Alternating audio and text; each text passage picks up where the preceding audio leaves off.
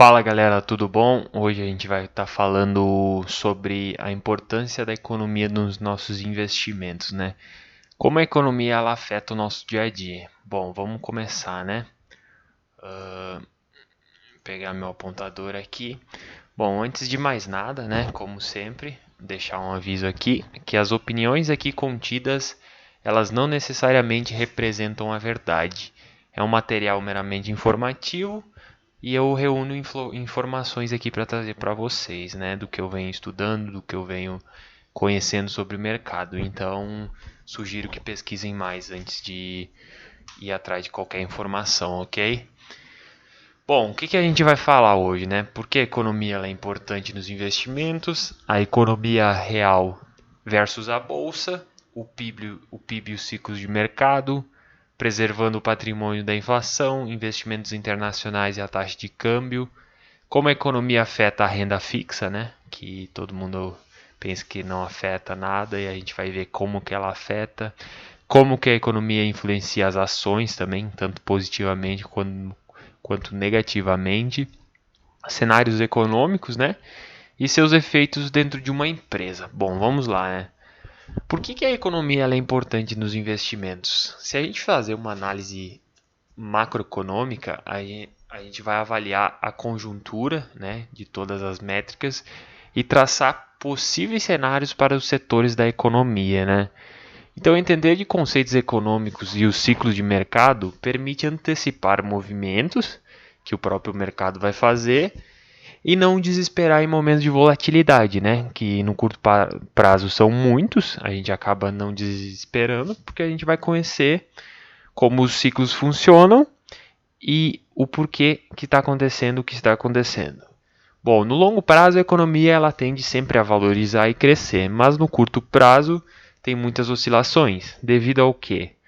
A taxa de juros, que no Brasil ela é muito instável, né? Tem horas que ela está em 2 dígitos, tem horas que ela não está.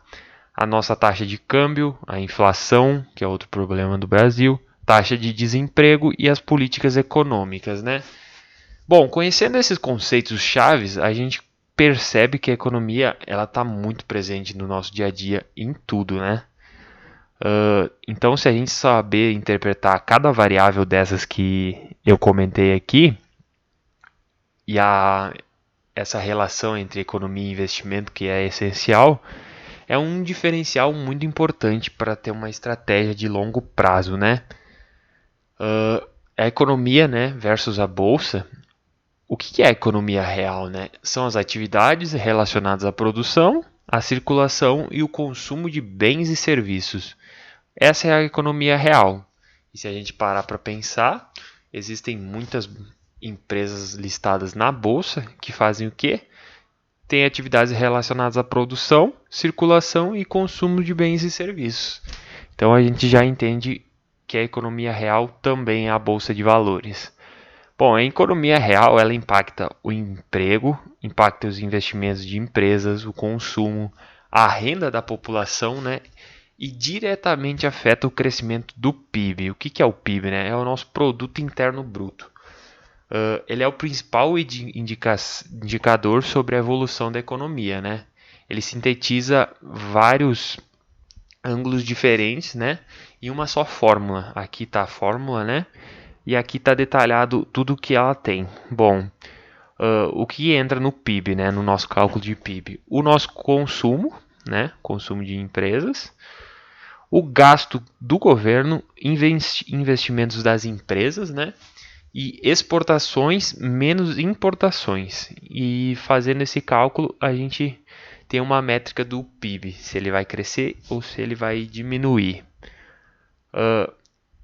A economia real, ela tal como os mercados, eles vivem de ciclos, né? O PIB não vai subir para sempre e não vai cair para sempre. Ele vive de retrocessos e aumentos, né? Bom, no período de alta, o que a gente tem? A gente tem um crescimento do PIB, tem uma queda do desemprego, as empresas elas estão lucrando mais e tem uma valorização grande dos mercados, né? Então, o mercado de capitais acaba se valorizando bastante quando a gente está num ciclo positivo. Já no período de baixa, acontece totalmente o oposto, né? Tem a queda do PIB, alta do desemprego, mercado em baixa. Então, se a gente notar isso, a gente vai conseguir sair na frente de todo mundo, para a gente entender o ciclo que a gente tá, né? Bom, e o que gera esses ciclos e as flutuações, né? É o nosso próprio PIB, a taxa de juros, né? A inflação, a política econômica e o cenário externo. Se a gente for notar, esses fatores aqui eles vão estar muito presentes dentro da economia. Então é importante que a gente entenda eles bem, porque eles influenciam em tudo, né? Bom, os cenários econômicos e efeitos dentro de uma empresa, né? Todos os setores da economia, sem tirar nenhum, eles estão expostos a variáveis, né? Cada um performa de uma maneira perante aos ciclos de mercado, né? Nem não significa que uma empresa ela está caindo, que a empresa B vai cair também. Talvez ela pode se beneficiar dessa queda no crescimento, né? A inflação e a taxa de juros em alta, o varejo e a construção civil eles são muito penalizados, porque o crédito ele fica mais caro, então é mais difícil para a gente obter dinheiro, mais difícil para as pessoas conseguirem um empréstimo, e as empresas elas não conseguem repassar os custos dos produtos logo de cara, né? Porque senão acabam tendo muitas perdas na receita. Então, elas acabam encurtando as margens delas, ficam com margens menores, até que posteriormente elas consigam repassar esse valor para os clientes, né? E já em setores defensivos, independente do momento do ciclo, as empresas elas se beneficiam. Algumas, como empresas elétricas, têm contratos de 20 a 30 anos. O agronegócio, nem preciso falar, né, o porquê. O setor bancário, hoje ninguém consegue viver sem uma conta bancária, se tem é maior de 18 anos, né? Tem o setor de saúde, que é outro setor fortíssimo que ninguém consegue ficar sem. E eles são setores essenciais, né? Portanto, independente da crise, eles vão funcionar. Então, eles são muito defensivos e que vão gerar bons frutos para a gente. Então, para a gente se proteger de crise, né, dessas quedas no crescimento, a gente precisa ter reservas para passar por esse período e para comprar ativos quando a gente está em baixa, né? Importante diversificar entre classes também, né? E tirar proveito dos ciclos negativos para comprar, como eu falei, né? Então, ter reservas e se aproveitar dessa queda é muito importante. Cada empresa ela é impactada de uma forma pelos ciclos de mercado, né? Como eu falei antes. Os setores resilientes variam menos, né? Como a gente vem falando, conforme as mudanças, que são eles, né? Bancos, elétricas, saúde, saneamento, seguradoras e consumo não cíclico, né? O agronegócio, por exemplo. Já o setor cíclico, ele segue muito de perto as oscilações, né? Como a gente falou, né? Varejistas, tipo Magazine Luiza, Via Varejo, então elas sofrem demais. E a construção civil, né? Como a EZTEC, MRV, Aviação, a Gol e o Turismo a CVC, né? Bom, agora falando da inflação, né? O que ela é? Ela é o aumento generalizado de preços dos bens e dos serviços, né? Então ela tem basicamente duas causas, né? Que é a inflação de demanda, onde tem uma alta procura, né, dos produtos, dos bens e serviços, né? E tem pouca oferta disponível no mercado. E isso acaba gerando uma inflação, né? Imagine que você esteja no deserto, você e mais uma pessoa, e só existe uma garrafa de água, né? E você está aí morrendo de sede, a pessoa também. Então, imagine, essa garrafa ela vai ter muito valor, vai pagar muito dinheiro por ela.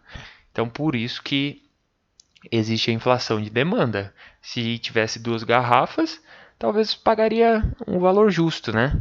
E se tivesse 10, talvez pagaria um preço muito irrisório, porque afinal tem 10, né? Então não vai pagar um valor tão alto. Então é por isso que isso tem a inflação de demanda, né? E tem a inflação de custos, né? Que foi uma das causas aí dessa crise da pandemia, né, em 2020, teve um aumento dos custos dos insumos e posteriormente teve o repasse para os produtos finais, e o que gerou uma inflação alta, né? Acabou que o custo de vida elevou da população, né? No Brasil, a inflação ela é medida pelo IPCA, né? É o Índice de Preços ao Consumidor Amplo, né? Ela mede a variação dos preços de um conjunto de produtos e serviços em 13 capitais, se eu não estou enganado. Vou ficar devendo essa, mas não são todas as capitais do Brasil que é medido o IPCA. E pelo IGPM também, né, que ele é influenciado pelo câmbio e pelo preço das commodities. Então ele é muito usado em reajuste de aluguel, tarifa de energia e de seguros também. Bom, como que a gente faz para preservar o patrimônio da inflação? Ela é o grande vilão, né? Então a gente quer ter retornos que eles mantenham ou aumentem o nosso poder de compra, senão não adianta de nada a gente investir. Bom, então o que a gente precisa? A gente precisa focar na rentabilidade real e não somente olhar para a rentabilidade nominal, né? Bom, o que é a rentabilidade real? Eu vou mostrar o exemplo aqui logo para a gente entender melhor isso. No Brasil é comum a gente ter inflação alta e altos juros, então a gente precisa ter ativos que nos tragam retorno acima da inflação ao longo dos anos, né? Isso aí acho que já é muito claro. Então, para proteger, a gente precisa ter a diversificação, como sempre, né? A gente diversificar entre ativos e também ter ativos que corrijam pela inflação. Então, ativos do governo, né? IPCA mais alguma taxa são ótimos para proteger da inflação. Bom, a inflação ela corrói nosso poder de compra e ela afeta diretamente a rentabilidade dos nossos investimentos. Então a gente precisa sempre olhar para a rentabilidade real. Bom, o que é a rentabilidade real? É a diferença entre o rendimento nominal que está lá no nosso investimento e a inflação. Esse é o rendimento real que a gente ganha. É o rendimento acima da inflação. E aqui eu trouxe um exemplo para mostrar, né?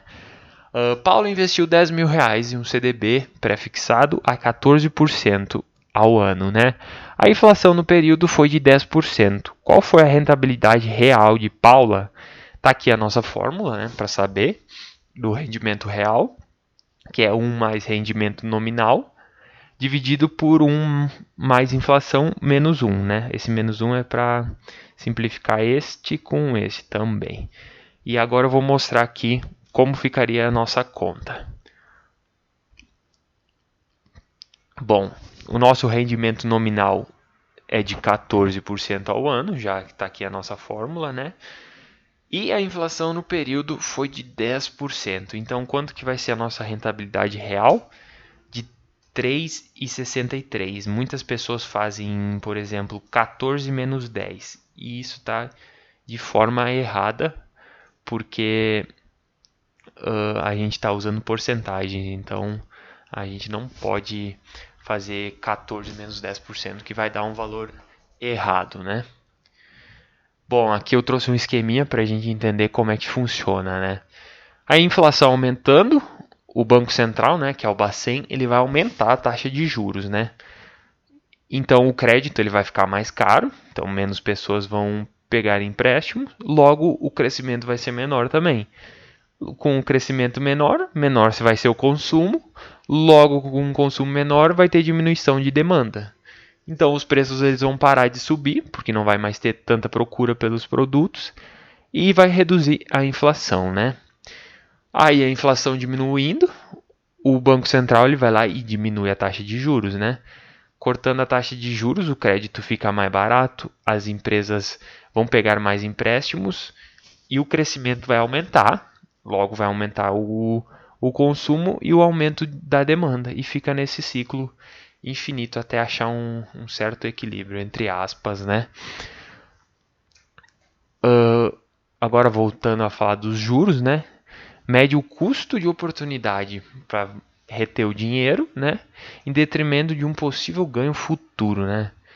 Bom, então o que quer dizer? É a diferença entre você emprestar para alguém e você gastar o dinheiro hoje, né? Se eu emprestar o dinheiro, qual será o retorno desse empréstimo? Então, isso basicamente são os juros. É a quantia que um credor deve por pegar seu dinheiro emprestado, né? No Brasil, a gente usa a taxa Selic. O que é a taxa Selic? É o Sistema Especial de Liquidação e de Custódia. Bom, a taxa de juros altas vão gerar menores investimentos, né? Como eu disse, o dinheiro ele vai ficar mais caro para financiamento. Imagine, onde uma pessoa quer financiar sua casa.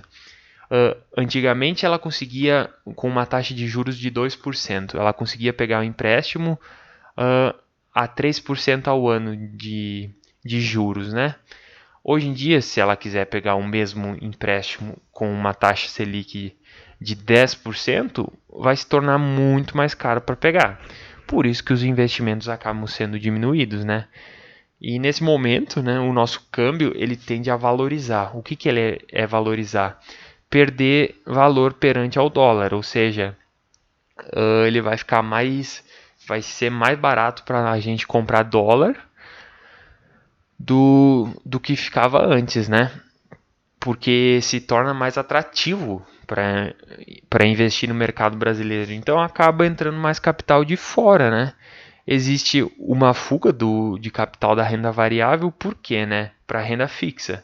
Porque ela fica muito atrativa. Em lugar nenhum do mundo a gente consegue. Lugar do mundo não, mas nas maiores economias a gente não consegue uma taxa de juros a 10% em renda fixa, né? Então acaba se tornando muito atrativo para se investir em renda fixa aqui no Brasil. Então acaba saindo, tendo uma fuga desse capital da renda variável, né, das ações, para a renda fixa, onde que é muito mais seguro, muito mais tranquilo para investir. E a bolsa de valores acaba tendo um movimento inverso e começa a cair, né? A taxa de juros ela afeta também valuation das empresas, né? Empresas de crescimento, pois a gente usa uma taxa de desconto e uma taxa de atratividade. Quanto maior for a taxa de juros, maior será a taxa de desconto. Então as empresas acabam ficando mais baratas. Então acaba se tornando talvez uma possibilidade de ganho em algumas empresas, né? Quando a taxa ela tá baixa, acontece o oposto, né?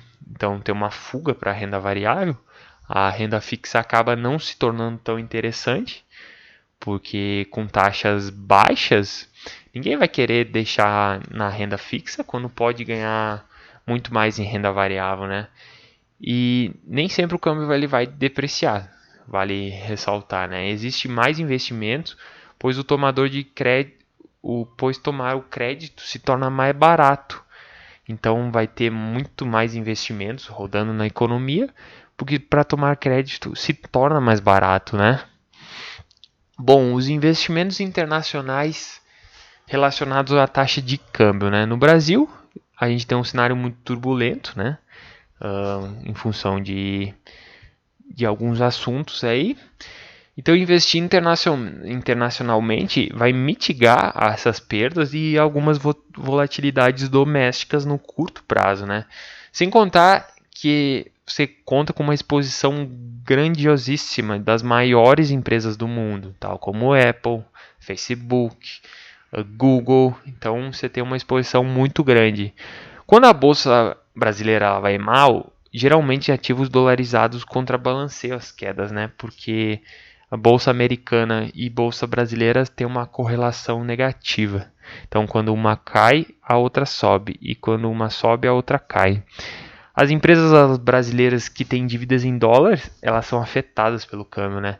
Uma vez que se deprecia a sua dívida em dólar, acaba se tornando mais cara frente ao real, né? Quando o câmbio ele é depreciado, a dívida acaba se tornando mais cara, né? Empresas exportadoras, elas vão sofrer do mesmo mal, né? E já empresas importadoras, perdão, e exportadoras acabam se beneficiando, né, com a depreciação do câmbio. A depreciação do câmbio é a valorização do dólar perante ao real, né? E vice-versa, né? Se o dólar cai e as empresas que têm dívidas acabam se beneficiando, as que importam também, já que exportam acabam sofrendo um pouco, né? E como que a economia ela acaba afetando a renda fixa, né?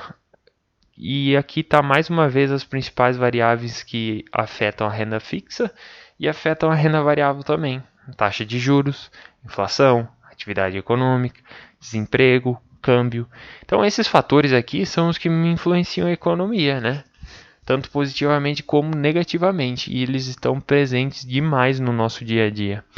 Bom, o seu título de renda fixa ele é impactado de diferentes formas, conforme qual indicador ele for atrelado.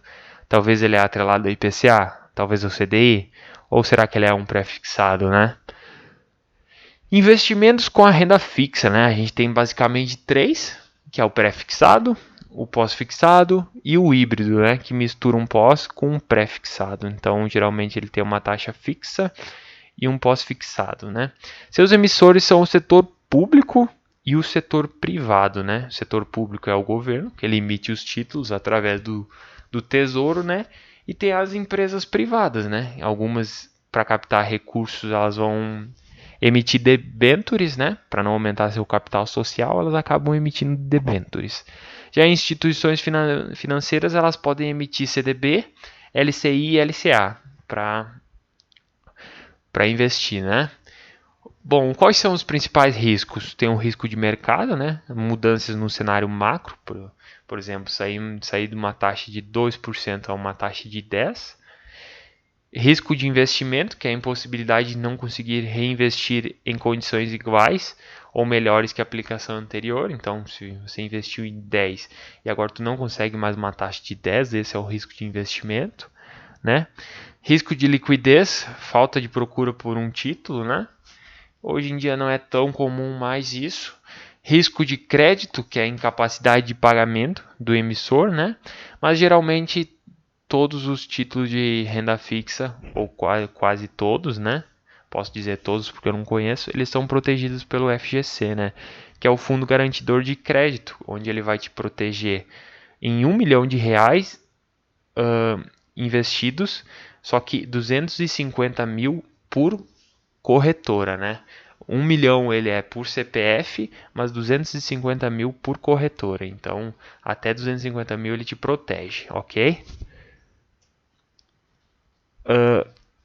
Como escolher um ativo, né? A gente precisa seguir uma sequência, né? Que eu mesmo montei.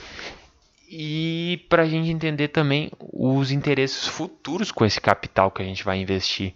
Primeiramente, a gente precisa pensar no prazo, né? Entendendo o interesse que a gente tem com o dinheiro, a gente vai pensar no prazo. Pensando no prazo, a gente vai conseguir achar o indexador, que vai nos dar esse prazo, né? E então a gente acha o emissor. A gente precisa fazer uma análise, né, top-down, que é de cima para baixo, para olhar os indicadores e ver o que eles estão nos dizendo sobre a economia, né? Para a gente tentar escolher o melhor título. Bom, e como que a economia ela influencia as ações? Né? Quando você compra uma ação, basicamente você está se tornando sócio de uma empresa. Logo, essa empresa ela está relacionada e inserida em algum setor da nossa economia, né? Como eu falei antes, todas as empresas elas estão em algum setor da economia. O setor indo bem, a empresa vai bem. O setor indo mal, a empresa vai mal também, né? Acaba sofrendo. Sendo assim, a economia e as ações elas estão diretamente ligadas, né? Não tem jeito. Com a alta da taxa de juros, existe uma redução na venda do varejo, né? Pois o dinheiro fica mais caro para ser obtido, como a gente já veio falando. Então, empresas como a Magalu, a Via e a Americanas têm uma queda nas suas receitas, né? Porque o pessoal acaba não comprando, então tem uma queda nas receitas. E acabam encurtando suas margens. E o preço das suas ações elas vão acabar depreciando, não tem jeito, né? Porque o mercado vai ficar mais negativo perante essas empresas. Existe o aumento de despesas financeiras em empresas alavancadas, como a Movida, e também maior penalização no valuation de empresas de crescimento, como a Cash 3, né? E a Enju 3, que é a Enjoei. E a Melius, né? Bom, dando sequência aqui, em momentos de retração, né? Com uma inflação alta, existe certa dificuldade de repasse da inflação, como eu já tinha falado antes. Então, algumas empresas elas acabam não passando o produto já de cara, repassando o preço dos produtos, né, de cara, porque senão acaba impactando muito o consumidor final e ele acaba não querendo, né? Então elas vão, com o passar do tempo, passando esses gastos, né? Então a construção civil ela é muito penalizada. Então aqui eu trouxe o exemplo da EZTEC e da MRV. Bom, a variação cambial ela possui diferentes impactos também, dependendo da empresa. Por exemplo, quando o câmbio se deprecia, aumento das receitas de commodities, porque é cotada em dólar, né? Vale Petrobras, aumento dos custos para aviação, né? Uma vez que a querosene ela é cotada em dólar, né? Então a Azul e a Gol acabam sofrendo bastante com isso. E empresas que são endividadas em dólar, como eu tinha falado antes, né? Suzano e Embry, que é a Embraer, são dois exemplos aqui que têm dívidas em dólar e acabam sendo prejudicadas com uma depreciação do câmbio. O PIB ele pode ser usado, né, como um norte para análise das ações, pois o mesmo diz, né, se a nossa economia ela vai crescer ou se ela vai retrair. E os bens industriais eles estão diretamente ligados ao PIB, né? Então eu trouxe 3 exemplos aqui, né, da WEG, da Schultz e da Kepler Weber, né? São empresas de bens industriais, então elas estão diretamente ligadas ao PIB. Logo, se o PIB for positivo, essas empresas crescerão juntos. Não necessariamente, se o PIB for negativo, as empresas vão parar de crescer, né? Mas elas andam muito perto do PIB. Bom, essa era a aula de hoje. Agora eu vou mostrar uns exemplos aqui na internet, né, que eu trouxe, para a gente entender na prática como isso funciona. Aqui tá, eu trouxe uma matéria do Valor Invest de março desse ano, para a gente tentar entender o preço que estavam os títulos, né, para a gente ver como existe a marcação a mercado. Por exemplo, o Tesouro Pré-fixado estava com uma rentabilidade anual de 12%. Agora vamos ver quanto que está hoje. A gente já consegue uma taxa de 13%, entendeu? Então quem comprou esse título a 12% acaba sofrendo uma certa depreciação no seu valor, porque quem vai querer comprar um título pagando 12% quando se pode comprar um a 13% hoje em dia, entendeu? Vamos ver mais aqui. Um híbrido aqui, ó. A gente pega IPCA mais 5,86, né, com juros semestrais para 2040. Vamos ver quanto que ele está hoje? Aqui, ó, com juros semestrais, a gente consegue IPCA mais 6,24, né? Aqui está o preço dele, vamos ver. Ó, tava em 39,16 e aqui está em 39,73. A gente vê a marcação a mercado acontecendo, né? Vai ter muito mais procura por esse título aqui, pagando 6,24 mais inflação, do que por esse pagando inflação mais 5,86. Por isso que os ativos eles sofrem marcação a mercado, né? Fechando aqui, eu trouxe exemplo de algumas empresas, por exemplo, Via Varejo, né? A gente vai olhar para o gráfico dela nos últimos 5 anos, ok? Bom, a gente consegue ver aqui, ó, pré-pandemia, né? Perdão, aqui. Pré-pandemia, estava sendo cotada em 15,90, né? A pandemia veio, derrubou todas as ações, teve uma certa recuperação e aí a gente vê o que? Aqui nesse patamar a gente estava com uma taxa de juros de 2%, né? E aí o Banco Central acaba aumentando a taxa, vai aumentando. Hoje a gente está com uma taxa de 13,75. E aí a gente olha a cotação de Oi, de Via Varejo, saiu de 19 para R$ 2, né? Então a gente vê como que essa ação ela é impactada com a alta dos juros. Magalu aqui, vamos ver os últimos, vamos ver se não tem um movimento parecido. Estava aqui, pandemia e recuperou um pouquinho. Taxa de juros foi subindo e olha o que acontece com a empresa, ela vai caindo, né? Porque ela sofre bastante por aqueles fatores que a gente falou, né? Com a alta dos juros, o crédito se torna mais caro, o varejo acaba sendo impactado, porque tem menos pessoas comprando, menos receita, logo as margens são mais encurtadas, né? Agora a gente vai olhar a EZTEC, né, do setor de construção civil. Vamos ver se ela não acontece um movimento parecido, né? Recuperou um pouco, veio ok, taxa de juros subindo, olha o que acontece com o preço da ação, vai caindo. Talvez isso seja uma oportunidade para todas essas ações, né? E aqui agora a gente vai ver um movimento oposto, né? De uma ação que se beneficia com a alta dos juros. A gente consegue ver aqui, ó, pré-pandemia, pandemia caiu, juros a 2%, a ação não saiu desse patamar, caiu mais um pouco, subiu, subindo a taxa de juros. Hoje a taxa em 13,75 a gente consegue comprar ação por R$ 31, entendeu? Saiu de uma mínima aqui em 2021 de 17 para 31.